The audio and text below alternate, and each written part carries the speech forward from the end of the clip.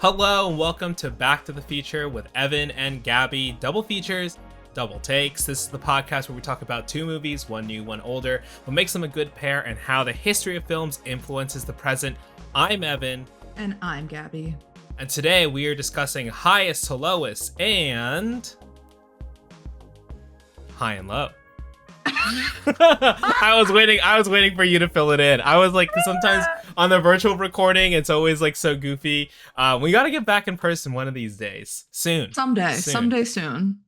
No, I was doing that on purpose just to see if you. Well, it worked. I gotta keep you on your toes, Evan. I gotta keep you on your toes. That's true. And I have some words for you in response to that. Really? Yeah. Let's go Yankees. Let's go Yankees. Boston sucks. Boston sucks.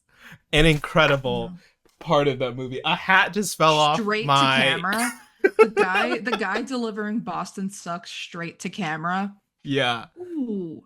I wish that I hated anything the way that Spike Lee hates Boston. Yeah, actor Nick Turturro. If you haven't guessed, that is a moment from highest to lowest. We'll be getting into the new movie from Spike Lee, based off of the Akira Kurosawa film High and Low. We'll change up the podcast format a little bit to talk about that, but we'll get to that after some movie news today. We're recording this Sunday, September 7th.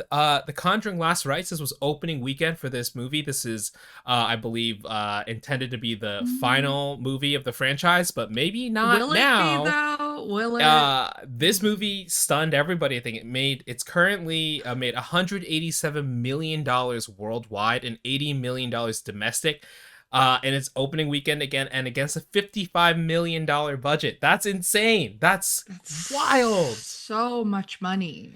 I didn't even know this movie was coming out until I saw the trailer in front of Weapons, like legitimately. No, I saw the trailer and I thought the trailer was like it wasn't very exciting. Yeah. And I was thinking that this would probably be a Halloween release, and it just isn't.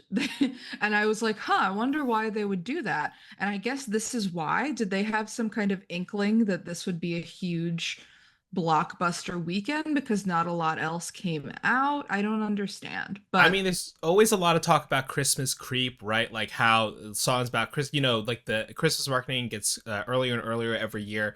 No one's really talking about Halloween creep, which I believe starts like the day after July 4th, July 5th. And so maybe now, like, it is, especially because horror is this genre, right, where a lot of smaller budget movies can be made, Conjuring Last Rites included, right, $55 million smaller, quote unquote, compared to summer blockbusters, small right? Budget, yeah. Small, yeah. Yeah, because there's lots more people in the space, maybe trying to make a splash, like trying to find that perfect window of like just releasing. Maybe first week in September is the move, or second weekend of September technically. I don't know. My educated guess is also that the Black Phone 2 is supposed to come out in October of this year, and they maybe did not want to compete for audience with that. Also, the Five Nights at Freddy's sequel, which I have not seen Five Nights at Freddy's, but I have been told it's horror. So maybe they just got lucky and didn't want to compete with those other October movies, so they settled for September, and look what happened. Yeah, it surprised everybody, and crazy, another Warner Brothers movie. Warner Brothers is absolutely crushing it this year, and everyone is. I don't understand, but I mean, I do understand they have a good slate, but also earlier this year there was like a crazy like industry narrative of like, oh, Warner Brothers movie execs are about to get fired because they spent so much money on Sinners, and they spent so much on One Battle After Another and the Minecraft movie.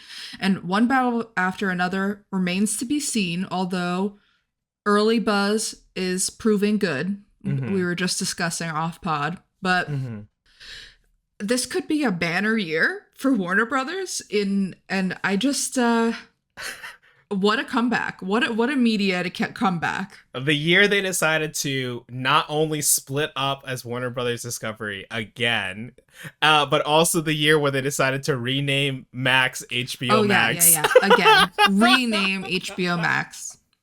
What a goofy time. Hey, as long as you can have your blockbuster cake and your indie treats too, that's what it's all about, right? Sure. Weapons. Have a dash of weapons with your Conjuring movie. Yeah. I'll take it. Well, in other news, a lot of award wins this weekend. The Creative Arts Emmys, where last night, Rebel Ridge won Best TV Movie, quote unquote TV movie, right? Right. I think if you're listening to this, you're like, what are you talking about? This is a movie podcast. Why are you discussing a television awards show? Well, that is because Netflix can't decide whether its movies are television or cinema. So after like over a decade of them having this kind of crazy release strategy, which seems to be, for lack of a better wording, just if it's not good enough for the Oscars, we'll try and get an Emmy. Yeah, true. And I mean, you and I both really like Rebel Ridge. I think it's a really good movie. Yeah. I would challenge anybody why this is a TV movie versus a regular movie. But okay, good for them on their win. Congratulations. Glad they got something. Yeah. In consolation for non-theatrical release. It's kind of a bummer because Rebel Ridge specifically feels like if it had been released in theaters, would have occupied the space that Soderbergh was trying to encourage earlier this year with Black Bag. Like that kind of like adult action thriller that's maybe not so like fully, you know, Jason Statham level, but like, you know, has like a little bit more drama behind it. And I just think that it would have been, I think they could have crushed in theaters, to be honest. Like, I think people would have been like, what is this movie? Saw it and been like, wait, this is like really cool. Good word of mouth, you know? Like, yeah, good performances. It would have found an audience. It absolutely would have found an audience. But, you know, Netflix, we shall see where they get to eventually. They have they're still sticking to their guns of like, no, we're not doing major theatrical releases, but they also once upon a time said that they would never do ads, and here we are. So we'll see. And I think there was this term that the Ankler was using, I forget, the reverse release window is maybe what I think they'd refer to it as, but like Netflix releasing K-pop Demon Hunters in theaters after releasing it on the platform. That's interesting, right? There's an interesting strategy there. You're never gonna get that for a not kids movie, right? Like, what does that have to look like for an adult movie or something that's like more that's not as kid friendly for that to happen, right? Like the reason that happened is probably just because they're like, oh man, our servers need a break. Pretty much. I mean, that's definitely the case for K-pop Demon Hunters, but Netflix has tried this small theatrical release window for some of their films and acquisitions in the past. They're still doing it, I think, this year for movies like Knives Out 3, Wake Up Dead Man. Well, part of it is Oscars considerations too, right? Like you have to part of it is 100% awards consideration, but I also think it's just kind of like a way to get these auteurs and big name directors that want theatrical releases off their backs a little bit. And I remember actually I saw Knives Out 2 in theaters. Like I made the effort to go out and see it in a theater. And I don't think that's a great movie, but I really had fun. I had the audience had a blast. Like everyone was like, there is an audience and there is like, you know, space for these movies. And also Netflix is just like, from a business perspective, leaving money on the table by not putting something like K-pop Demon Hunters in theaters for more than a weekend or two. You're leaving a ton of money on the table. I'm really surprised they didn't do an extended weekend for that. Like the fact that it was just a weekend. Also, it's smart though, because it creates limited availability, you know? And super smart, but they should definitely like keep doing it, even if it's in a limited capacity. I mean, it creates demand. It creates more eyes for your product, whether it's on Netflix or not. But Yeah, and buzz, awards buzz. Right. Maybe that is it. Like maybe it is just the limited window instead of like the required must have a theatrical run for a week to be considered for Oscars, right? Like maybe there's something there. Or, you know, with K-pop Demon Hunters, there was the eventization of it of being like this is the sing-along version, right? Like if there's a way to Right. encourage the maybe there's like a unique popcorn bucket or something. That's like the worst pitch in the world for this, but like you know, there's got to be another thing that they can, you know, some other lever they can pull to get your typical movie going audience into something like, you know, Knives Out 3. I would pay for the J. Kelly commemorative popcorn bucket if they do it. It's just Adam Sandler's head with popcorn coming out of it. I'm in. I'm down. I'm in. In other awards news, Venice Film Festival wrapped up this weekend. Benny Safdie won Best Director for Smashing Machine. Mm-hmm. Getting increasingly excited about this movie. You know, we were kind of like so on the trailer, but I don't know. Yeah, but now that not only has it won this huge prize and debuted to very positive reviews, especially surrounding The Rock doing a serious acting performance. I sent you the clip of him crying at Venice to the standing ovation, and I said, oh no, he's doing the Brendan Fraser playbook. And I think that is accurate. I stand by that. If he gets up on the Oscar stage in March, I'm going to have a celebratory drink and also make you acknowledge my awards prowess in public. Well, let's listen. Should we just call it right now? I'll make another prediction. Actors on actors, right? Actors on actors. Ooh. That's what it's called. Next year, Dwayne The Rock Johnson and Brendan Fraser. Oh my God. You're so right, because Brendan Fraser has Rental Family. Yeah. You're right. That's going to happen. That has to happen. So we'll clip it out when it happens. We'll tag Hollywood Reporter in it. And just so you know, we dated it already. We knew you guys were going to do this. Yes. Also from Venice, the top prize, the Golden Lion, was won by Jim Jarmusch's new film, Father, Mother, Sister, Brother. It's going to come out later this year. Had not really heard anything about this movie. The only thing I really know is that Adam Driver is in it. And Cate Blanchett. Love her. Love her in Ocean's 8, especially. Best part of that movie. Who doesn't? The gayest part of that movie. I know. She's so cool. I love her. Yeah, me too. Tar, obviously. Anyways, we were talking a little bit off pod. Neither of us have seen too many Jim Jarmusch films. We both have seen Patterson. Patterson's a really interesting movie. From New Jersey myself, I have a soft spot for it, but I do think it's very interesting. Maybe that's why I don't like it, because I'm from a place that is very close to New Jersey, both proximity wise and culture wise, but is not in fact New Jersey. And that's like our biggest point of pride. Like Staten Island's whole thing is we are not New Jersey. And I stand by it. I really do.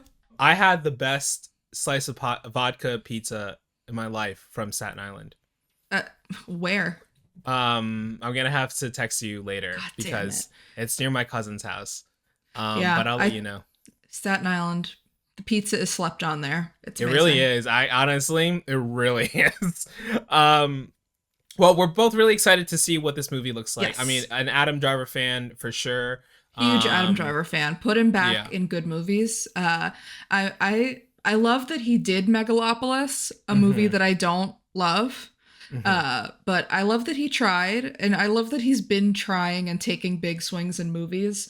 But I'm ready for like smaller, quaint, like Juilliard Adam Driver to come back. Yeah, I mean this is what we want to see, right? Like in a sense, you know, we have these actors up and coming, they get cast in a big franchise thing, they get the paycheck, and then they decide to either commit to doing paycheck things or do something else. And Adam Driver, I think, has been making some really interesting choices. I think obviously the biggest success story of a version of that is Robert Pattinson, right? Who after Twilight has gone on to do some really interesting roles to great success. Daniel Radcliffe obviously had done a lot of that stuff, but maybe not as to the highest heights. Chris Evans Misfires across the board. Love that We're guy. working but on it. Misfires We're working across on the it. board. Have you seen the photos of him at Toronto this week? Where he's like jacked. He's jacked. Yeah. And he's really, really not doing a good job of like quelling the internet rumors that he's in Doomsday. I'm pretty sure it was he's in Doomsday. The Hollywood Reporter, before the big Avengers chairs thing, had already said he's gonna be in Doomsday, but not they couldn't confirm who his character would be. Back when I was doing stuff, he's looking good. What we can confirm is he's looking good. I mean, even in The Materialist, hottest he's ever been. So hot. I'll say it. He's so hot in that movie. He is so my type in that movie. I love a loser from Massachusetts, and you can attest to that. So hard, because we went to school in Boston. Boston sucks. Boston sucks.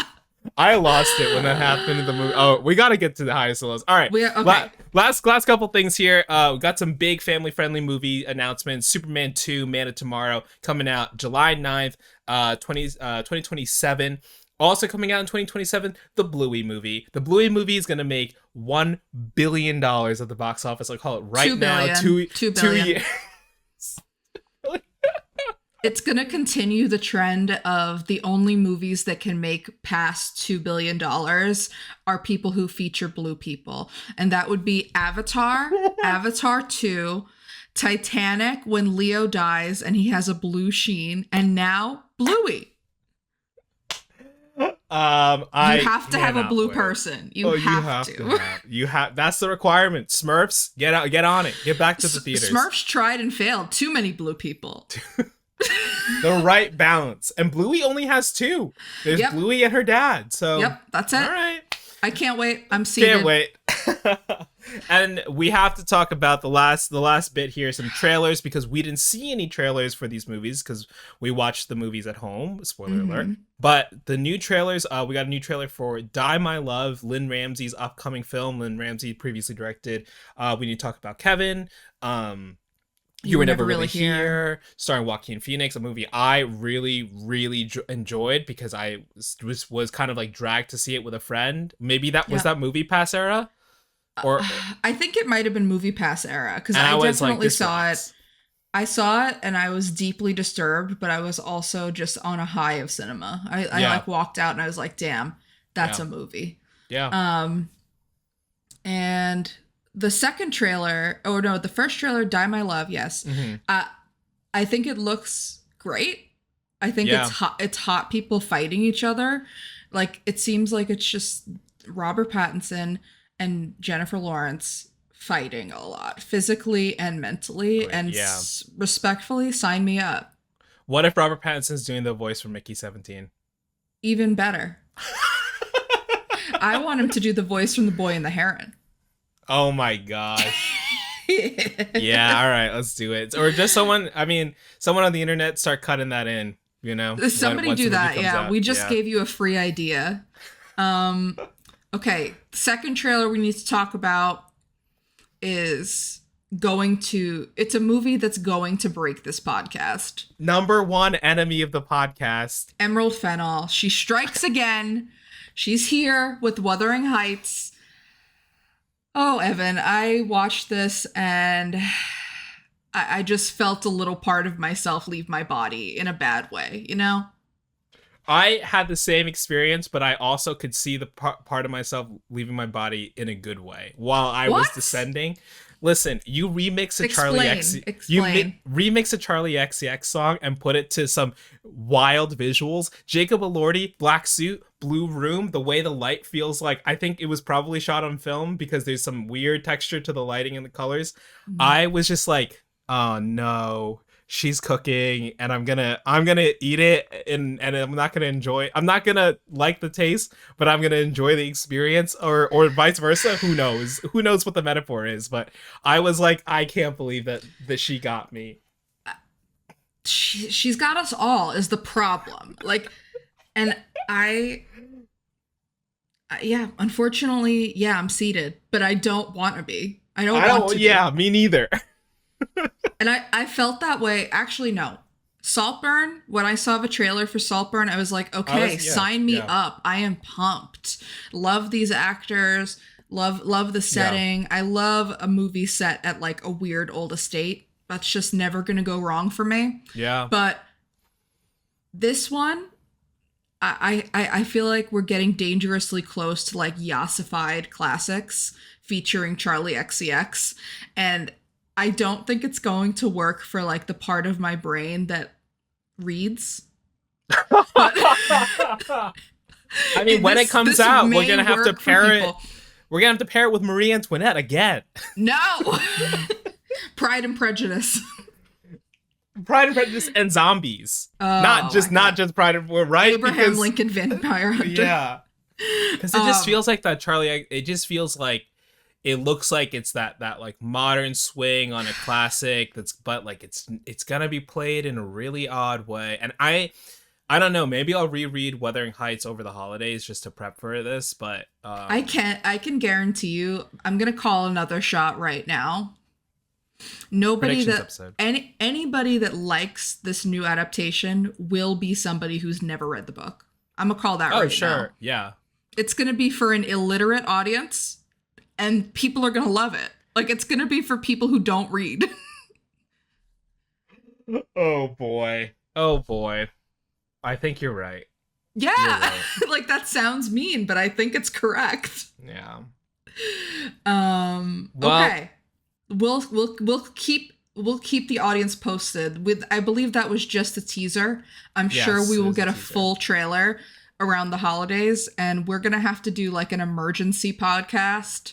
We're gonna have to drop an emergency clip, just Wuthering Heights trailer, where we watch it together side by side. Break it down. God. Break down the Wuthering Heights trailer. For some inside baseball podcast heads, if anyone gets this joke, we'll do an emergency podcast from the San Francisco airport at gate. I believe it's F8 or something. That anyways. Well, speaking of adaptations, let's get into highest to lowest and high and low. We both saw highest to lowest at home on Apple TV, right? Sure, I believe. Mm-hmm. Yeah, we're fortunate enough, right, for this movie to have been in theaters where we live in Los Angeles. Just it was hard to get out and see it. I almost saw it at the Vidiots Micro Cinema. I've never been into the movie Micro Cinema at Vidiots. Have you ever seen anything there? You should. I have not seen anything projected there, but I have volunteered there, which is fun. Okay, nice. But yeah, it is indeed a micro cinema, a very small theater. Love it. Well, the other question I wanted to ask, though, is what order did you watch these films in? High and low, highest to lowest? Good question. So, I watched highest to lowest first. Okay. And I watched high and low a couple days after. I let it sit. I let it digest. Mm-hmm. Because I didn't want... Because we'll get into how they are based on the same story. So I was like, I don't think I could do a back-to-back, and they're both 2.5 hours. Yeah, they're long. At first I was going to do a true double feature, and I was gonna just like lock in, but then I saw the run times and I was like, oh, I have to go to bed. I have work tomorrow. I did the exact opposite. I watched high and low first. I believe I did something very interesting with it, which I normally don't do. And I say this, and again, I do not recommend anyone watch movies like this at all. But I kind of split it up into multiple chapters throughout my day. Boo. Drag him. No Please, one should watch a movie that way. I'll be honest about it too, So I watched it, I think, in 3 sittings, but all in one day. And then took some time, and then Highest Lows came out, I believe, Thursday night, and I watched it Friday. So again, a few days in between there. So that's how I saw the movies, and I think that is a good way to get into how we're going to talk about these two films, because they're so intertwined, and they're very Mm-hmm. similar, but they're very different. We were kind of talking, and like it didn't quite make sense to split up movie one and movie two. So what we're going to Yeah. do is talk about both films together at the same time, Mm-hmm. kind of full spoilers to do that. So Full if you have seen spoilers. if you have seen one and haven't seen the other, and you don't want to be spoiled per se, like, go watch them, Mm-hmm. come back. I will say, before we get into the talk, Gabby, would you recommend the order that you watch the films in to someone if they have not seen either of the films? Or what would you be your recommendation for how to watch both films? Honestly, no, I would not. I think that if I could go back and do it, I would do it high and low first and then highest to lowest. Wow. I think I made a mistake. I goofed. I think I made a mistake. Really? Oh my I god. literally was returning High and Low today to Videotheque, where I rented the film from, and the cashier asked me what I thought of the movie, and because she had never seen it before, and was like, "Oh, and Highest to Lowest just came out." I was like, "I think you should watch Highest to Lowest first if you haven't seen High and Low, Really? and then watch High Mm. and Low." And I think we're gonna get into some of those reasons now. So we're gonna We into sure are. Spoilerville. Spoilerville Population. Population U. All right. Let's get into some credits. Highest to Lowest, released in limited theatrical on August 15, 2025, and then on Apple TV Plus on September 5th. Directed by Spike Lee, written by Alan Fox, based off the book King's Ransom by Ed McBain, and Akira Kurosawa's High and Low, produced by Todd Black and Jason Michael Berman. Starring Denzel Washington, Jeffrey Wright, Ilfenesh Hadera, A$AP Rocky, and lots of others, including Dean Winters, the guy from the Allstate commercials, and 30 Rock. So if you can't get his cameos out of your head in those commercials/shows, you're going to have a really tough time sitting through this movie. I'm just going to get that out of the way because Yeah. I cannot stop seeing him as Dennis from 30 Rock. And that's just not a serious person, and he's supposed to be like an actual, like, a cop, a detective in this. Yeah. I'm like, I don't want him on my case. There's also cameos, right? Lots of cameos. I guess, like, notably Ice Spice as a credited role, as well as Princess Nokia, and Anthony Ramos, Rosie Perez. Lots of people. The guys shouting "Boston sucks," Nick Turturro. A list goes on. Sure does. And High and Low, the Akira Kurosawa film, released March 1st, 1963, of course directed by Akira Kurosawa, written by Hideo Oguni, Ryuzo Kikushima, Eijiro Hisaita, and Akira Kurosawa himself, produced by Ryuzo Kikushima and Tomoyuki Tanaka, based on the novel, again, King's Ransom by Evan Hunter. Or Ed McBain, aka Evan Hunter. Or Evan Right. Hunter, aka Ed McBain. There we go. They are pen names. Pen names, yeah. Starring the legendary Toshiro Mifune, Tatsuya Nakarai, Kyoko Kagawa, and Tatsuya Mihashi. So again, both these films based off the novel King's Ransom, which they make very clear, published in 1959. And both of the films are about a man of wealth having to make a very difficult decision. Do they pay a ransom, which will effectively bankrupt them, or to save the son of their driver? And then the ensuing mystery that follows. Both films are kind of broken into two distinct halves. How the man in power comes to the decision to pay this ransom, and then how the mystery of the kidnapper is solved or resolved. Highest to Lowest follows a very similar roadmap to High and Low, but it diverges in a big way in the second half. For better or worse, we can discuss, but I guess let's just start with some general feelings on Highest to Lowest, Spike Lee's new film. I certainly have thoughts. Yeah. There are thoughts that I have.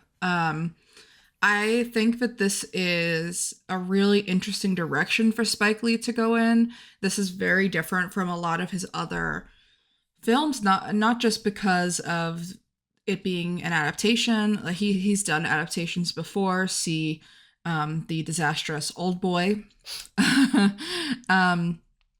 But he's never quite shown New York in this way. And as noted, I am from New York and Evan is not, but close. I grew up into going to New York by. all the time, okay? Yeah. That's what they all say when they're from Jersey. But this is a really different part like of New York and modern New York that he hasn't really shown on film before. Hmm. So I did find that part of it captivating. And I mean, yes, they're all drone shots in the beginning, in the opening, but the opening really, it had me missing home. Mm. Even though the opening is these like breathtaking drone shots over the city and over Brooklyn, Hmm. and set to "Oh What a Beautiful Morning" from Oklahoma, which I thought was the first of many very interesting musical decisions made in Yeah. this movie. But I really do. I was interested by the way that Spike went about portraying this different, more modern, upper class version of New York. Hmm. And it felt very real in that way. It felt like what the day to day of a man like this would be.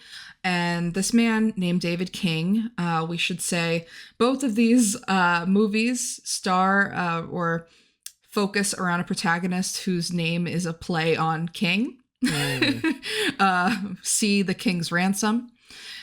So yeah, David King, very interesting protagonist. I wasn't fully on board with this Denzel performance until it seemed like he was gonna go villainous. I Sure. wanted to. Okay. I Yeah. kind of wanted to see the like villainy heel turn, Yeah. and it makes it seem like it's gonna go in that direction for a little while, and then the air kind of comes out of the balloon for me, and I just have mixed feelings about it after that point. But What part is that for you? The where you think he's gonna do a heel turn? I mean, I found it very interesting when I thought that, again, I had not seen High and Low at all Hmm. before I saw Yeah. Highest to Lowest. Yeah. So I truly did not know what decision he was going to make. So the twist of both of these movies is both of these men of power, are get a call threatening them to pay a very large ransom to a kidnapper who claims to have kidnapped their son. Hmm. And it turns out not to be their son, but to be their driver's son. Hmm. And in both movies, the driver is somebody who works for the family, who is like kind of part of the family, familiar to the family. I think Highest to Lowest pulls this off a little bit Well, better. there's the relationship changes that High Slows does is really interesting, but let's circle back to that. Yeah. Yeah, I think that does work. The Yeah. idea that the the kid who is kidnapped is not just his chauffeur son, but it's like a nephew to him. You know, it's his son's best friend. It's his godson, actually. Yes, Yeah. it's his godson. So, and it's his son's best friend. He has a very interesting conversation with his son about whether or not he's going to pay the ransom. And I would say that after that point is when the air comes out of the balloon for me. That I thought he was going to make a different choice. Yeah. I thought it would have, I thought that the more interesting adaptation choice here would have been to have Denzel not Yeah. pay the ransom. Yeah. Because yes, in the original in High and Low, Kingo does ultimately pay the ransom. He puts up a fuss about it, puts up a fight, initially doesn't want to do it, but ultimately does agree to do so. I thought that debate had more stakes in High and Low, and the debate in Highest to Lowest was only interesting to me when I thought he wasn't going to do it. Yeah, so let's focus in on then that this is the first half of the movie. This is the debate of whether or not they should pay the ransom.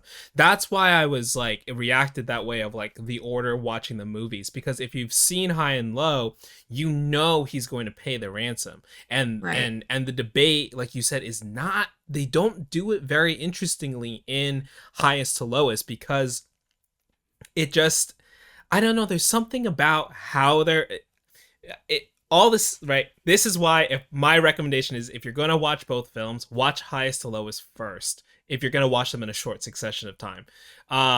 Because High and Low, like the the debate of this is the most incredible camera blocking you will see Yes. ever. It's this very tense dialogue scene that goes for really long takes. It's at both times very theatrical and very cinematic because of how the camera moves, how people are moving in this very open space in this very nice living room in High and Low, and how they're moving around the main character, Kingo Gondo, right?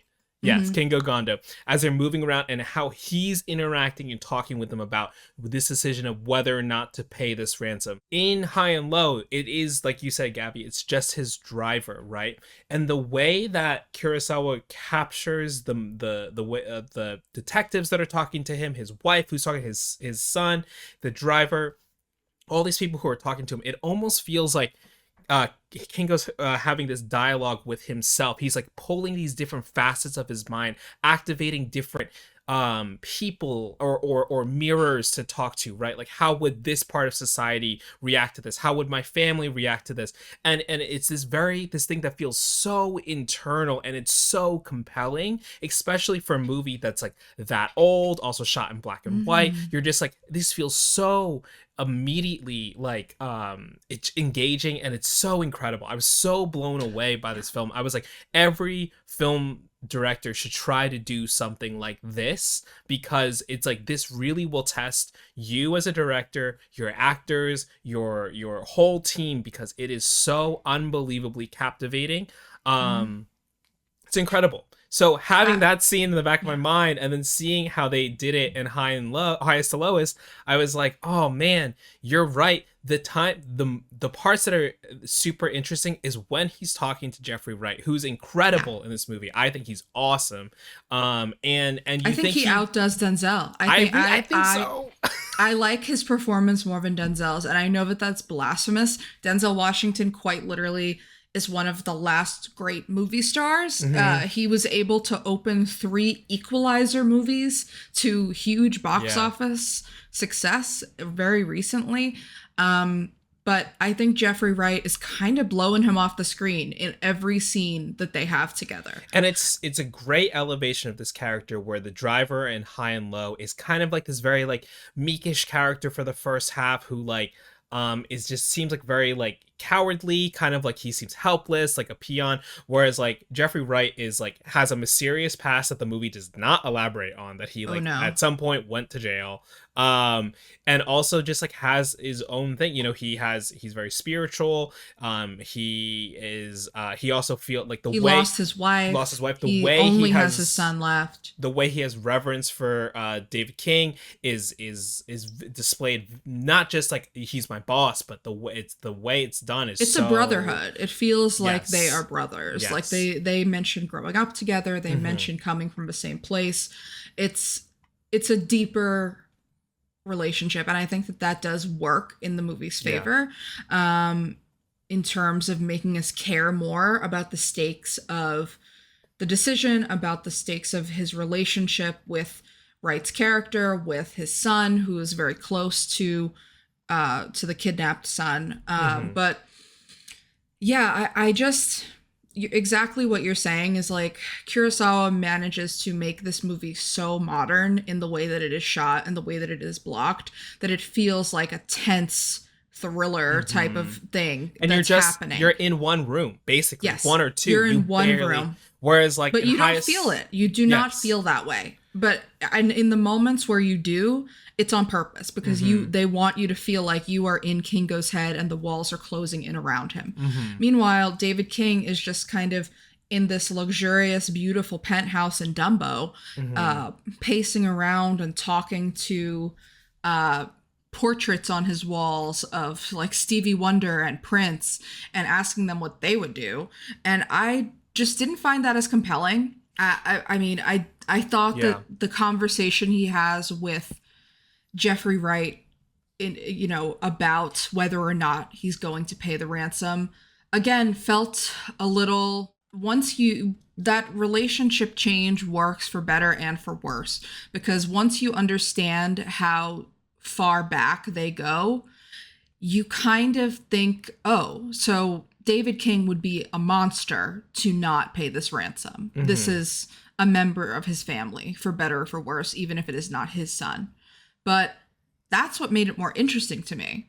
I was like, oh, so he might, if he doesn't pay this ransom, he would truly alienate everyone in his family. His wife, his son, Jeff Wright's character, Jeffrey Wright's son, who may or may not survive in that case, and the public. You know, he's a public figure, as is Kingo. But he's arguably a more public figure. He's arguably under more scrutiny.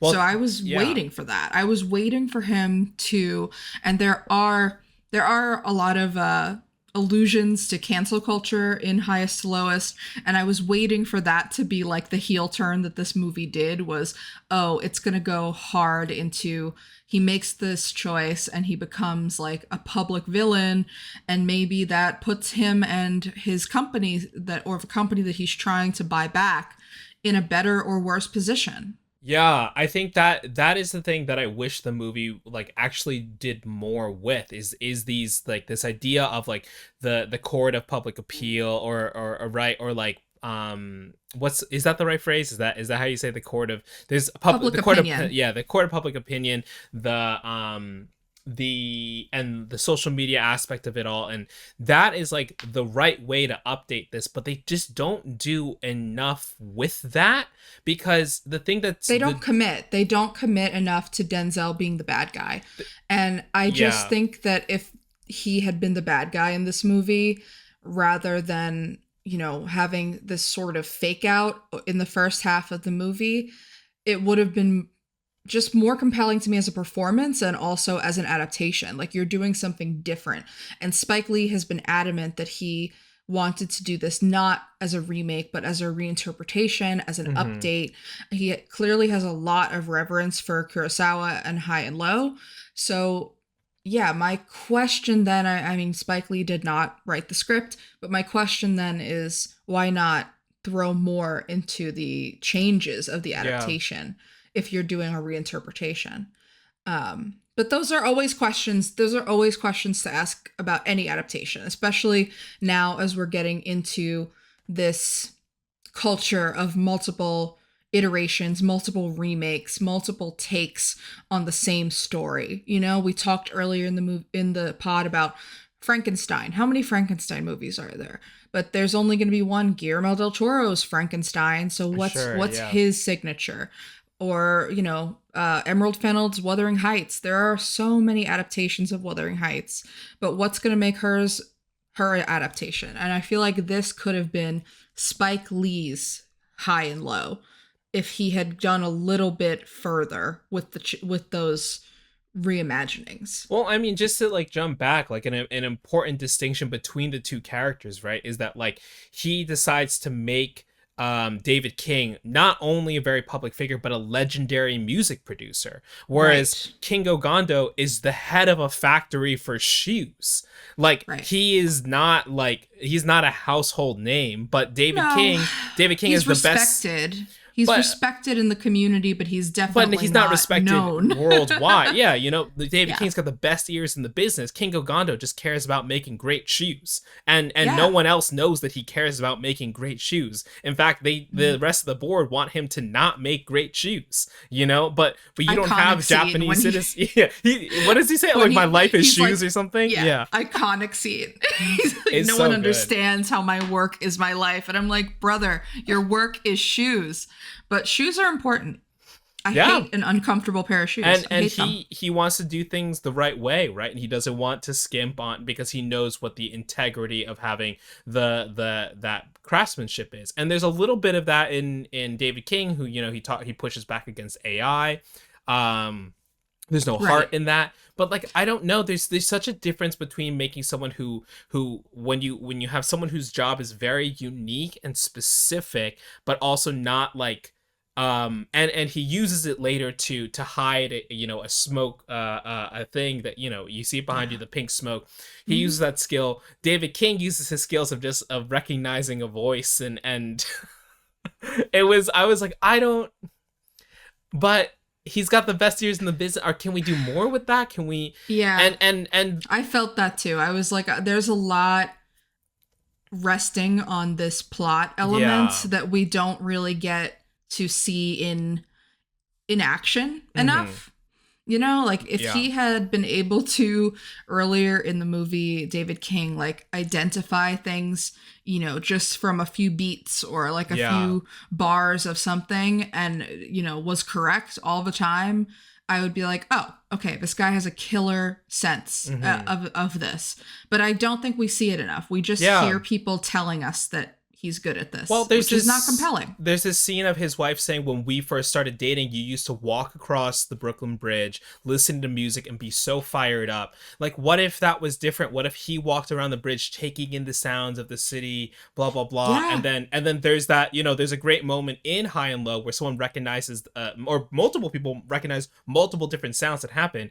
You could have easily just have done that and still have it been interesting, you know? Yeah. But okay, so just to also go back to something else you said, the social media aspect of it, the court of public opinion, right? That is actually something that is important in High and Low, right? When the police reveal that he decides to sacrifice the money, not only is the public on the side of him and it helps of Gondo and it helps the case, but also it motivates the police officers to help as well. Like a lot of them are suddenly way more motivated to work for Gondo and make the case, like complete the case, as opposed to maybe what they would have been in the past. I think a lot of that has to do with like this kind of like post World War II industrialism. I believe that it was something like showing the kind of like haves and have nots, like was a really important part of that movie. And the cops who kind of occupy like an interesting in-between space are kind of like, well, we should rally for this rich guy because he did something really noble, you know? Whereas what happens here, like you said, is like we don't do anything with that. We have these photoshopped images of Denzel Washington on a Black Panther costume, calling him, right, like of the Black Panther of the Boogie Down Bronx or something like that. I think I'm butchering it, but it was just like, okay, it bothers me. And what, you know, and like A$AP Rocky's wife in the movie recognizes you, and what? He's already famous. People already know who he is, you know, like. It was so interesting to talk about social media so much in the movie, but to not have anything meaningful happen out of it was just so mind-boggling to me. Yeah, I agree. I mean, I think that getting social media correct in a movie is really hard. I'm not going to sit here and tell you that it's easy. Most movies that incorporate social media, it feels incredibly forced. It feels like it's too much, you know, dating the piece, like putting a hard date on, like, even if you go back and look at like a movie from the early 2000s, you're like, oh, Facebook used to look like that. Yeah, sure. And now, like, you know, it dates it. But you know, this, I just felt like they clearly had a setup and there was no follow through. Yeah, they very clearly set it up for this opportunity in the story. And then they just kind of waste it on A$AP Rocky's wife recognizing him, but she would have recognized him anyway. Because he's a fan. Right. He's obsessed with him. Oh my gosh. All right. Okay. So let's this is where it gets really different from the adaptations deviate. I would say after the first hour of both of these films. So, and I want to say the key distinction is that in High and Low, after both of these movies have elaborate scenes on trains, which I recommend watching. They're both of them great. That was the most activated that I was during Highest to Lowest was that train sequence. And after the train sequence, after the kidnapped son is returned to the chauffeur, in High and Low, it turns into a tense, nearly perfectly executed police procedural. It shifts focus from Kingo, from his family, from the chauffeur even, to finding this kidnapper and his motive. Why? And it focuses a lot on the police work. In Highest to Lowest, after the recovery of the kidnapped son, we kind of see the police take a back seat. The police don't they don't follow, or they don't believe that who David King has identified as a suspect through his ears, essentially, is a real lead, and they won't follow through on it. So he and Jeffrey Wright's character take matters into their own hands to try and bring the kidnapper to justice, or, you know, find evidence that this is indeed the kidnapper. And on paper, that sounds really interesting. Who doesn't want to see Denzel Washington go equalizer mode in a Spike Lee movie? But I thought it was a really hard turn tonally for the movie, and didn't always feel steady. Yeah, there's some really good scenes in it. It just feels like it all happens really quick. And again, this is like another part where it's like the police procedural stuff is so good. You are kind of like, man, I kind of miss Kingo Gondo. He's not really in this thing anymore. Yeah. And then when he does show up, you're like, oh, he's back. And then they're like, nope, it was just the cops telling him that they maybe got some of his money back.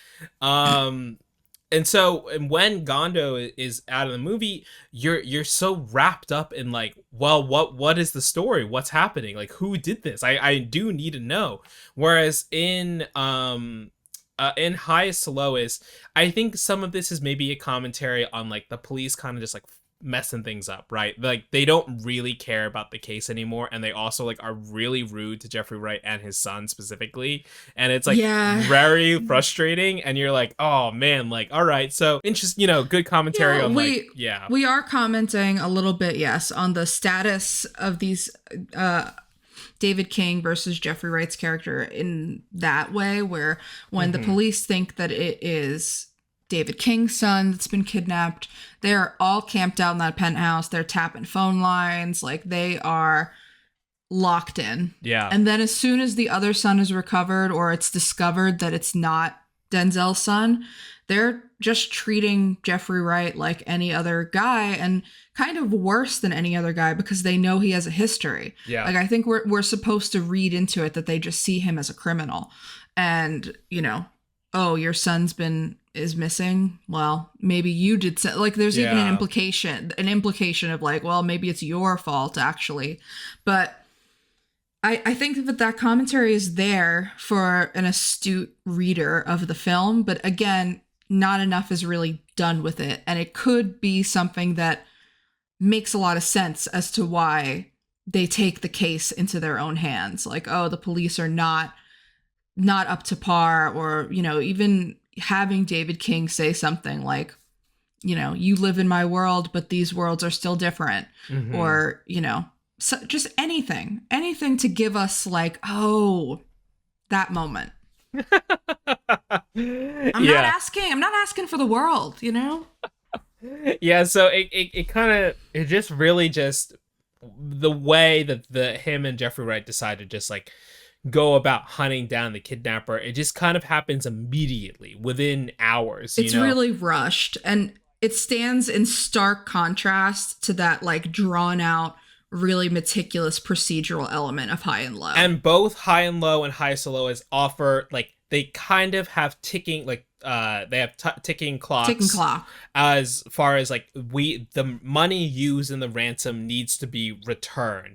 And in High and Low, it feels more accurate because you're like, this is an older movie, they don't really have credit, so to speak, or like, you know, whereas like Highest to Lowest, you're like, he has this very successful record label, he probably is gonna be fine. And he also has a crazy expensive apartment that like he probably could sell some of his paintings to like, you know, recoup some of the money to like at least stave off the deal that Wendell Pierce is like, hey man, you like committed fraud or whatever.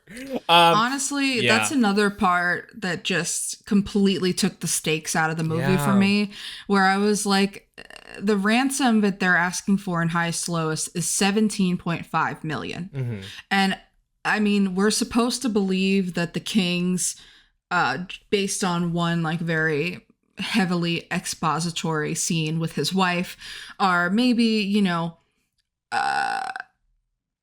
not financially strapped, but just that they might not be making as much as they used to, or something like that. Yeah. And he wants to make this big acquisition, this big purchase that might drain him. But yeah, I was looking at those paintings and looking at his penthouse, and I'm like, 17.5 million, that's not much to you. Like, I'm like, that sounds like a lot to any normal person. Yeah. But I was like, respectfully, if you didn't pay 17.5 million for this kid to be safe, yeah, that would make you even worse. Like, yeah, you have all this money. You have so much money. Yeah, I just think the whole money thing is like, it's just very goofy, and it just feels really different. We can talk about how it resolves in a little bit, but I guess just to keep moving through both movies here. Yeah, so I guess, right, this biggest thing, the biggest difference is that kind of King and I want to get the character name, King and Mr. Christopher, King and Paul, they decide to take matters into their own hands, whereas it's the police investigating the kidnapping. How did you feel about, you saw Highest to Lowest first, how did you feel about this, how the second half of this movie played out, with the introduction of A$AP Rocky's character, young felon who is revealed to be the kidnapper? I really liked A$AP Rocky in this movie. Yeah, he's good. I thought he was really good. I thought that the motive made a lot more sense to me. And even though it's a little, like, shoehorned, hits the nail on the hammer a lot. It's the nail with a hammer a lot. But I liked it on its face. Like, I was like, okay, I didn't like the first half as much. And then after the train sequence, I was like, okay, we're moving, we're doing something, we're becoming more active. And, even though it felt rushed, I was on board. Mm-hmm. And I wanted more of the Rocky character. Like, I was like, okay, so this is getting us closer to this inevitable face-off. And I do think that scene between King and Rocky's character, young felon, is the movie at its best. Yeah. I think that Rocky, like, holds his own in scenes with Denzel Washington in one of his, if not his first movie role, one of his first movie roles. Mm-hmm. It's a really, really good performance. And I felt that it was successful for the most part, or at least in parts, again, until I saw High and Low. Yeah. Yeah, I know.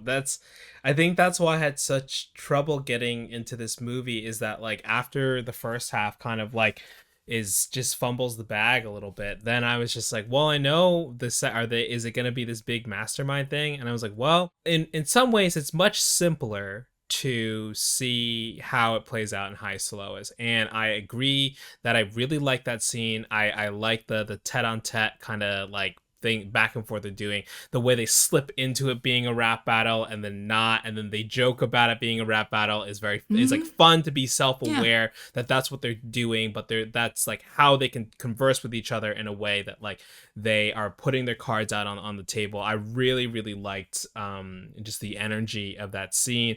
Denzel's like both actually giving him music tips but also like trying to figure out where his money is. It's so funny. And to something that we haven't talked too much about, but Denzel's performance overall, I think I liked him a little bit more than you seem to, Gabby, just based on some of the comments.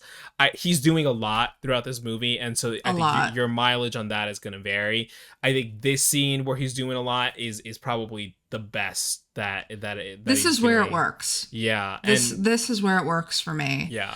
And in the final scene, that does mirror it's like the second to last scene in Highest to Lowest versus the last scene of High and Low, where King or Kingo is face to face with the kidnapper. I think that scene also worked. Denzel also worked for me in that scene. I liked the incorporation of the actual music into that scene. A$AP Rocky getting like a small music video directed by Spike Lee in the middle of this is pretty great. I had a good time with that. It took me out of it, but I was like, okay. I just don't understand why Denzel went. Yeah, no, I don't get that either, but good Good for him. I just didn't get the part, like, why would the character do? I didn't understand. I didn't understand at all. Well, it doesn't make sense character-wise because we're supposed to believe that he doesn't like this kind of music, or that this is the kind of music he's trying to kind of caution his company against, or I guess like so, yeah. like it doesn't make sense character-wise for him to be like really vibing to this music, oh yeah, sure. And then be like, actually no, like I'm gonna start my own label and do like classical ballads Yeah. and jazz. Anyways, well, just talking about young felon versus the actual kidnapper and their motivations, right? Like, right. The young felon reveals himself to be an aspiring rapper, aspiring musician. He was in jail for a while. He got out and he wanted to get an audience with David King, couldn't get it, and then he was just getting fed up with his status in the world and decided to be like, you know what? I'm gonna do it. I'm gonna get him to pay attention to me by kidnapping his son. Doesn't It's quite super work. logical, normal train of thought. But yeah, I mean, you kind of feel for him when he's like, "You're listening to me now, right? You're listening to me now," and you're like, "Okay, yeah, I did. Yeah." I saw his point. Exactly. Yeah. So that was interesting, and I think I liked it. But what I liked even more was that in High and Low, the kidnapper is crazy. Yes. Like, he literally just does it because it is, again, back to the theme I said of the haves and have nots. It's him looking up at this shining house at the hill, Kingo Gondo's shining house on the hill. He's sweating in the summer. He's freezing in the winter. He's just an intern, and he decides, I'm just mad. I'm upset, and I'm going to do something. I'm just gonna hurt this person. And it's pure madness. It's pure, like, psychopath energy. And it's like, it was not a vendetta against him, right? No, whereas, and I loved it. I loved that. It's awesome. It's so good. But it made me look back on Highest to Lowest and think, oh, I can kind of feel them trying to connect the dots too much now. Like, it made me go back and think, oh, actually, I think it makes sense for the movie that Highest to Lowest ultimately is and wants to be, but it made me realize, oh, maybe that ending didn't work as well as I thought it did, because, again, maybe this is me admitting Evan is correct. You should watch High and Low first. Or second. No, sorry. Second. Watch this. If you want to enjoy Highest to Lowest in fullest capacity, watch it without knowing what the source material is. Don't read the book. I don't know what the book is. Don't read the book. Just watch this movie. King's Ransom. We said it like 4 times. Oh no, I haven't read the book. I don't know like what happens in the book because it's different, Right. But don't read King's Ransom. But yeah, see, this is convincing me that you are correct. You should just watch Highest to Lowest, independent of High and Low, because as soon as I saw the High and Low ending and the wave at that, I mean, I had seen clips of it before, like that very like iconic sitting across from the kidnapper, Kingo, looking into his eyes and talking to him, and just him saying, I just looked up at your house, and I was, giving that explanation feels so visceral in that moment. So just, it almost feels random. Like, it almost feels like I just picked you because you're, not because of who you are, but because of what you have and what I don't have. And I loved it. And I loved every second. The whole time that's happening, you kind of think back to the beginning where you initially assume Kingo Gondo, we didn't say this. He's trying to do a hostile investor takeover of the shoe company. He wants to push out the rest of the board, buy the company, and that's why this money is such a big this puts him at stakes, because he's leveraging all the money he has in the world to buy the whole company, to re-outfit the board, right? And so you think that it's someone trying to sabotage him in doing that, and the whole time you're like, how does this connect to the shoes and blah blah blah. And as the movie continues, you're like, it might not, and then you realize it was truly an act of pure madness that drove this person to do this, and it has kind of ruined Gondo's life in the sense that we see that they don't get the money back in time. He loses No, he has his to take house. a different job. But in his other job, he's like, I still made it out okay. I'm good. I'm all right. Like, I'm always going to land on my feet kind of deal. Yeah. And so, yeah, we get this, scene where the police feel very, like, a lot of remorse that they weren't able to complete their job. And I think that was a really, really great thing to show that even when you do solve the case, you don't really win, right? Which brings us in high and low to this interrogation scene. I believe Matt Reeves also said this was inspiration for the Batman. In incredible interrogation scene. Yeah, between Robert Pattinson and Paul Dano. You already described the scene. It's great. Of him confronting the kidnapper of Kingo. The kidnapper requests to see Kingo Gondo. That's his last thing before he gets effectively the electric chair, right? He gets basically the death sentence, and he explains his whole rationale, and you're kind of like, this was the reason. And then he's like, I just didn't want you to think. Kingo asks him, like, why did you want to see me before you die? He's like, I just didn't want you to think I was gonna die scared. And then he starts shaking. Yeah, it's real psycho mode stuff. And he's like, oh, this just happens when I get excited or something, right? What's his excuse? I forget. Something like that, Something like that, yeah. And then he just starts screaming. Which makes it creepier, which makes it so much creepier. And yeah, it's an iconic scene that once you see it, it is one of those things where you mentioned this several times on the pod that you see the source material for something for the first time. And I had that experience, like watching High and Low for the first time and seeing that scene in the context of the movie. And then going back in my head and like replaying all of these interrogation scenes or confrontation scenes in mostly in police stations that I'm like, oh my God, this is so great. And I'm like, oh, they're pulling straight from the Akira Kurosawa High and Low playbook. So it was fun to have that moment. We don't really get that in Highest to Lowest. I think that scene is okay. I think that scene is good. I don't think it's as great as that kind of rap battle confrontation scene. No, yeah. It doesn't have the same weight.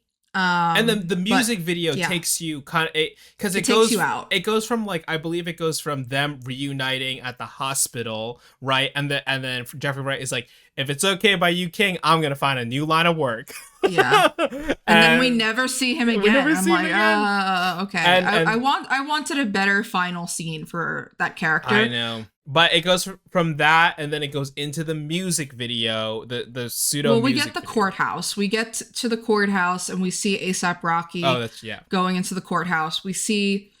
Also, wait. We get a scene with the cops. Hold on. In the courthouse, though, as they're pulling him up the steps, and people are like, "Free young felon, free young felon." Why, if the movie has made such a big deal about the public being on King's side? Why is young felon now? Why are people championing him? He still did a bad. It's not like David King is a Jeff Bezos billionaire. We know he only has $17.5 million.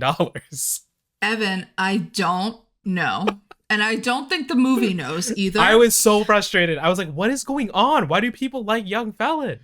I think that the answer the movie wants us to take is that now people have like gotten into young felon's music because of this, so now he has a following and he has fans and people have sympathized with his side of it.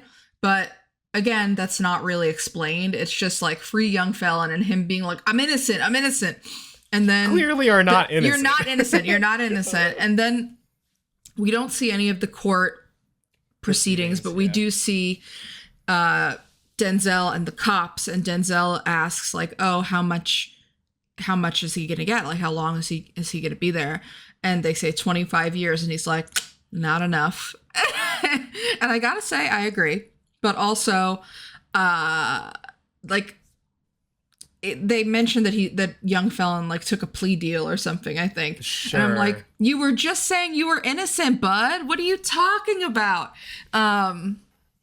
But yeah, he also similarly, his kind of like last wish or part of the contingency of him taking the plea deal was that he gets to talk to King again. And he asks him to sign him to the stacking hits. And I'm like, what? Like, I'm like, we just went through this whole thing and you still are like, yeah, you should. This is in our best, both of our best interests. I mean, he has a point in the sense of like, if David King can sign the man who he paid a ransom to, who did a heinous thing, there's some type of like attention social media story there. Does it make any sense? And Young Felon is blowing up. Yeah. Young Felon's blowing up. He's like, he makes the point like this could make both of us a lot of money. And, you know, Denzel, he turns it down. But Denzel got all the money back, and there was no consequence to him losing the money now. Nope. We don't go back to Wendell Pierce being like, you didn't make the deadline, man. Everything works out for David King. And in fact, he gets to start his own record label now. Yep, it's better than ever because he's starting like a family label with his wife and his son. Yeah. And by, you know, I called this, this confrontation scene the second to last scene in Highest to Lowest, because it is. Because unlike in High and Low, that goes out on this insane confrontation, psycho energy, Kingo being like really taken aback by how he was targeted. We don't get that. Highest to Lowest will not let us rest, so we have to go back to the penthouse, and we have to hear Sula? I guess an audition. Yeah, an audition by Sula, who is an up-and-coming artist that his son, that David King's son, had been earlier in the film telling him to check out. Yeah. And we have to sit and listen to the entire song. And no shots to that performer. No shots. Like, seems very talented. Why is this important? Other than putting a real, like, neat button on this story. It's and, like, odd. showing how King came out fine. Came out okay. But we got that from the confrontation. So I don't understand really the point of this scene. There isn't even like a montage of like showing now all the rest of the people we saw and what their lives are like past this event.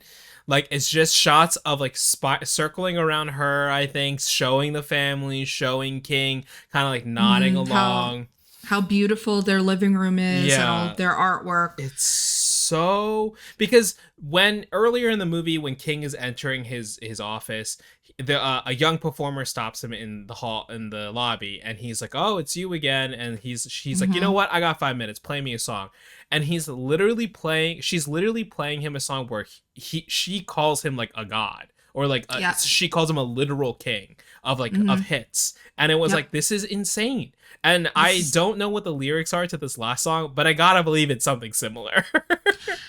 Yeah, I didn't see the point of the scene other than plugging this artist, frankly. That's my really cynical read on it. But yeah, I thought that we could have gotten to, okay, David King is actually going to come out of this better than he went into it, similar to, like, you know, Kingo ends up okay. Yeah, he makes less money, but he has more freedom, right? Which is kind of like what he was like, I just want to make shoes my way. Fine. You know? Yeah. And I mean, I guess you could say that Denzel is maybe gonna make less money now, but have more freedom as he starts his own label, or his own company, production company, whatever it is. But good Lord, I just really didn't get this scene. And I felt the extra length tacked on to the final like 5 minutes of the movie, and I was like, this is so easily lifted and able to be cut. And then I would never have been able to hear Denzel say, "Are you ready for the memes?" Yes, that was my Letterboxd review. He's like, "Are you ready for the memes? Yeah, can you handle the memes?" Yeah, the way the inflection on memes is so funny. Can you handle the memes? So good. Oh God. Honestly, no. You know what? The Rock is out. Denzel for Best Actor. And that's his only clip. Are you ready for the memes? Can you handle the memes? No, his clip is when he goes, pew, pew, pew, and he goes, "Aw, shucks," or whatever. Or him doing the "What would you do, Stevie? What would you do?" It's like... Actually, I thought that the funniest actual line of dialogue in this movie was when he's talking to the police in the beginning when they're trying to track A$AP Rocky's phone, and they're like, oh, we can't track it, it's a burner. And he's like, what do you mean you can't track it? It's 2025. Don't you watch SUV? Which struck me as just like something that he clearly meant to say SVU, but they kept it in. And I was like, that's funny. I like it. That's funny. Yeah, that's good.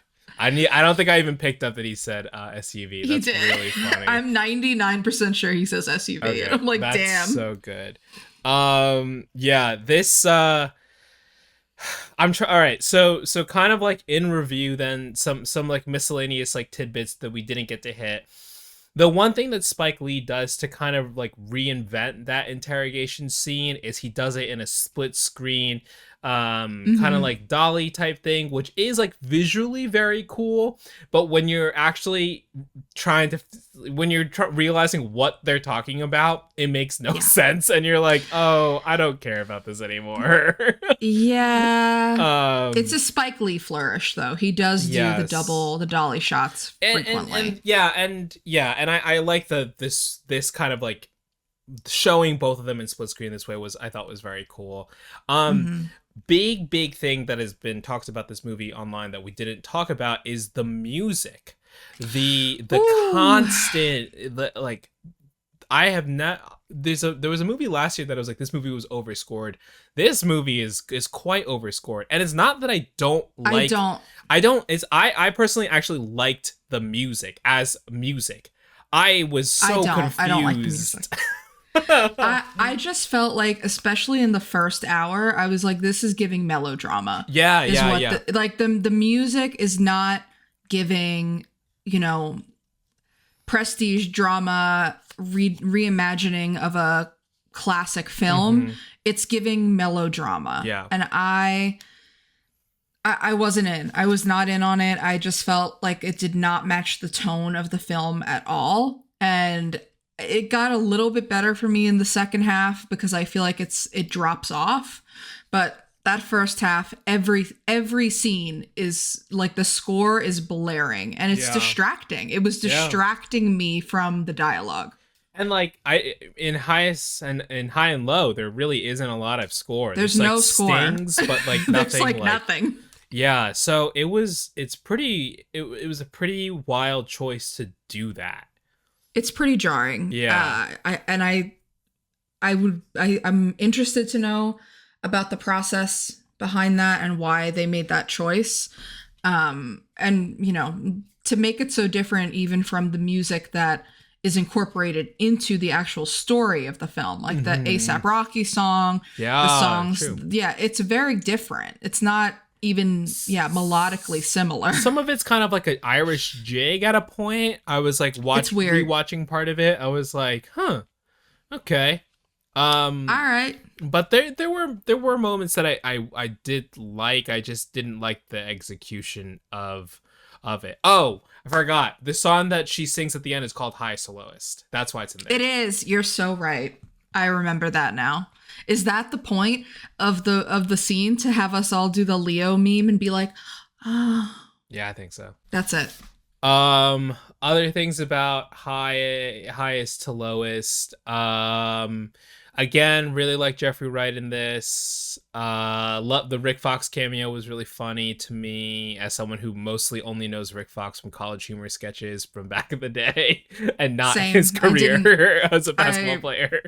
I didn't recognize him like at all. I was like, he looks familiar, but no, I did not recognize him. Sorry. Yeah, I'm trying to think. Is there anything on highest to lowest that we didn't quite? I mean, the action scenes were all really like action, quote unquote, scenes were all like fun, like subway stuff. The train sequence is really good. Yeah. Young felon telling Denzel to drop him off the train is pretty fun, I guess. He's like, I don't want to be here, man. I want to die. But also doesn't make sense. It makes no sense. No narrative sense. Because all he wants to do is be famous. Yeah. He just wants to be successful. I'm like, I know you don't want to die, bro. Yeah. You have a kid. And also he names, he named his son after David King. That was the other thing, right? Is that like young felon is obsessive, but he's not that obsessive that he can't like he's because that level of obsession of naming his son after David King, I'm almost like maybe he should be more delusional. But lean into it. When he sees King in the thing, he doesn't have a reaction, even though this is supposed to be like his god, idol. you know? And so that was weird. And again, another difference of like that versus like the kidnapper in High and Low, who is just doing this because he's mad, you know, at the world. Just the tweaks and the reimagination. I don't know. It's really tough to have seen. I wish I had seen Highest to Lowest first.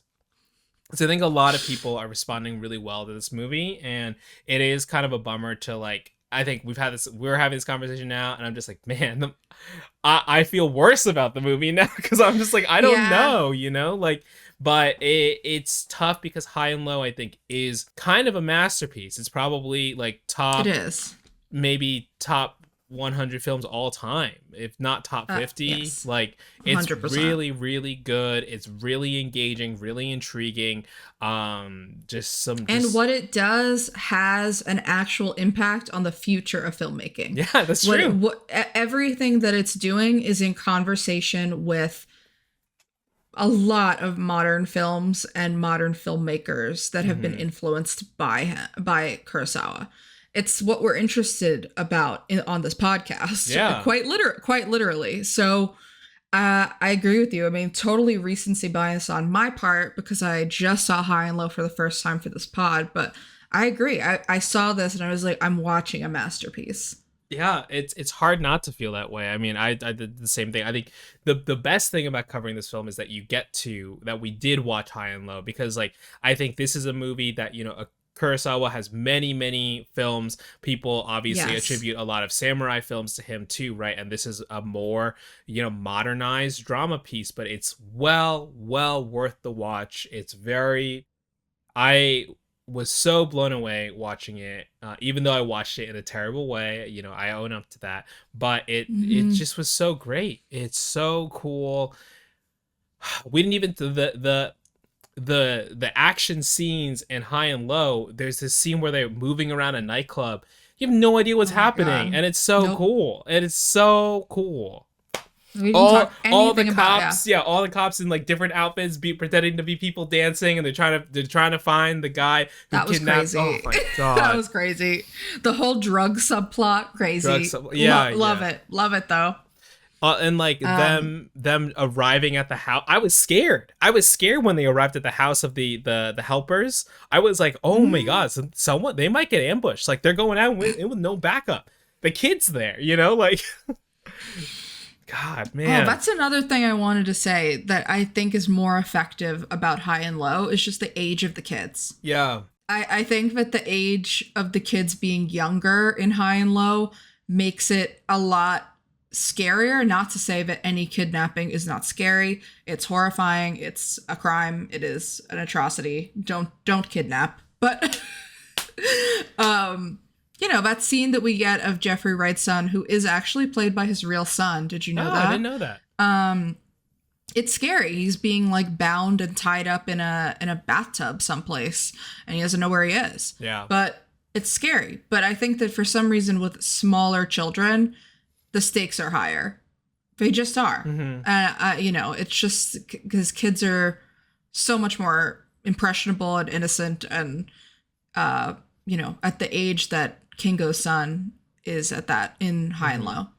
I mean, and there's also this whole plot of like the driver suddenly becoming like not like a bad dad, but he feels indebted to Gondo to get the money back, that he's kind of like berating his son. He's like, you have to remember better. You have to remember where they took you because we need to get the money back. That scene is so intense when he's like, do it better. Yeah. Remember. And the cops are like, calm down. Whereas even the cops are like, actually, this kid has been scarred like a lot. Maybe lay off. Which is the opposite. When he remembers. It's the opposite in this movie, where they like fucking want to drill this kid, and you're like, we haven't had any screen time with this kid. Like, what is going on? You know, 0 screen time. It's so odd. Didn't even realize there was a second kid at first. Yeah, I'm being totally honest. Because he makes such a small impression when they introduce him, like. Which I guess is part of what happens in the in High Yeah, and no, Low. that's what But happens. In High and still, Low, you see like a brief shot of them playing like sheriffs, like a cowboy and outlaw mhm. kind of thing, which is cute. But also, okay, another plot hole is like, why was King's son gone for so long? He didn't get kidnapped too, right? I don't They know. they were We supposed to never meet find up at a out. bodega and they didn't, and then what? He just wandered the streets because he got scared. I don't understand. I don't I don't know where he yeah. was. Anyways, watch High and Low. I Definitely watch High and Low. Even if you choose not to watch Highest to Lowest, watch High and Low. Yeah, and when we were thinking of alternate pairings, I had so many other pairings for high and low and not highest to lows because I saw that first, right? I was thinking films kind of like The Conversation, French Mm. Connection, just kind of like these like mystery, like but drama, like these like in plot things. Also, a deep cut that I texted Gabby immediately. This movie Locke, starring Tom Hardy, which takes place with Tom Hardy in a car the whole movie. He's driving and he has to make a decision whether he also works a very specific job. He is a cement. He's the like Oh. cement pourer. He Mm. is the one who pours. He's supposed to watch over or supervise the biggest cement pour in the history of London ever to build a huge building. It's so specific. It's so weird, and he has to make Okay. the decision whether or not to do that or go to the birth of a child. It's his child, but I believe it's not with his wife. It's very odd, Ooh. but the Okay. whole movie is very odd. But why I made that link is because it is about a man placed in a very interesting position, and he's trying to he's examining his own moral code, which is a very important part of both movies, but more so in High and Low. And also talking to people on the phone, talking to himself, talking to what I imagine is he's like, Dad, if you're watching me, like he's doing this Mm. very similar thing of like reaching out to these people and these aspects in his life and kind of like calling upon them to reflect upon himself. That I was like, oh, there's something interesting here in looking like that. That being said, once I saw Highest to Lowest, I was like, okay, this is a little bit more about kind of like a great man, so to speak, but also, I Mm. don't know. The movie that jumps out to me the most is Parasite with this. Yeah. A little bit more towards high and low, but still would work with Highest to Lowest, I think, as well. This kind of obsession with wealth or That status, would have you been know. that would have been a wild pairing for us. Yeah. And also Black Swan or like Perfect Blue. Again, Perfect Blue specifically about a fan trying to become or being obsessed with a cultural and musician or like an artist. Mhm. There's some of that in there too. Yeah, I don't know. What would you think, I Gabby? Yeah, I stayed on the Spike Lee vein and Mm-hmm. I thought about Denzel and their collaborations together. Mm-hmm. They are frequent collaborators. In fact, we mentioned earlier that Denzel brought this script to Spike Lee to direct. Mm-hmm. That's how much they're in touch and always thinking about collaborating. I thought of Mo Better Blues, which Mm. stars Denzel in the musician role rather than in this high executive role. Just a very dedicated blues musician, which I think is interesting when you think about, again, the music that he's interested in this movie.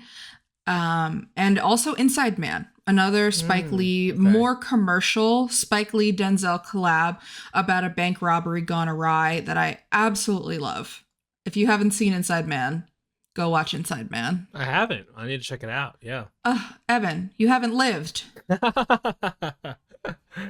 um yeah, well, I'm excited to check that out. I've always wanted to see Mo and Better Blues as well, so it's this great excuse to go watch some Yeah, great Denzel performances. of um course. He gives so many great that's performances true. that it's hard. You could spend a whole podcast dissecting Denzel performances at this stage of his career. I'm serious. Yeah. But yeah, definitely for you, Evan, you got to get Inside Man on off the watch list. Sounds good. Well, I think that's gonna be it for us today. Thank you so much for listening. Thank you so much for watching. If you're listening to us on audio, leave a review or comment. Don't forget to check out the video versions of these on YouTube at Back to the Future Pod. You can see me do my best impression of Denzel listening to Young Felon's music. And you don't want to miss that. You don't want to miss that. You can follow the podcast on Letterboxd at Back to the Pod and on Instagram at Back to the Feature Pod. We next week on the podcast, we're gonna do another rewind episode. We're not covering Conjuring Last Rites or whatever it's called. We're too scared and we don't know the franchise. But we're gonna cover a movie that Gabby and I have talked a lot about this year, which is The Phoenician Scheme. And we're gonna pair it with a new favorite of mine, which is I honestly part of the genesis of this podcast was a double feature with Paper Moon. Great film by Peter Bogdanovich. So if you want the full experience, go watch Phoenician Scheme and Paper Moon, and come back next week to listen to us discuss both of those films. Yes, I'm so excited to do an episode that I am calling personally Cinematic Girl Dads. Cinematic Girl Dads. Oh, can't wait. Well, thank you everybody, and thank you so much. We'll catch you next time. See ya. Bye.